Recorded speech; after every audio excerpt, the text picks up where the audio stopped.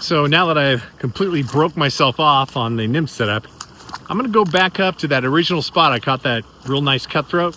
A lot of times if you rest a hole, you know, half hour, 45 minutes, it's been about 45 minutes, you might get lucky and the hole will settle down and you can catch another good fish. So let's go up there and see if this Sculptzilla will do the trick, since I lost everything else and I don't feel like retying. There we go. Yes. Oh, he's swimming right at me.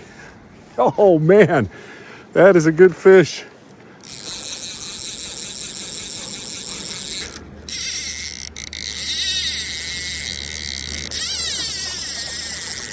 Wow.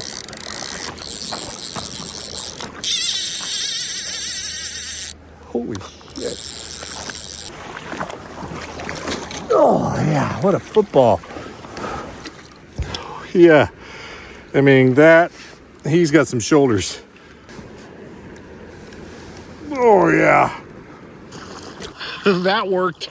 So there you go. There's another fly fishing tip of the trip is rest the hole that you caught a fish in, go back, and you never know. That could happen to you as well, because that was a very nice fish.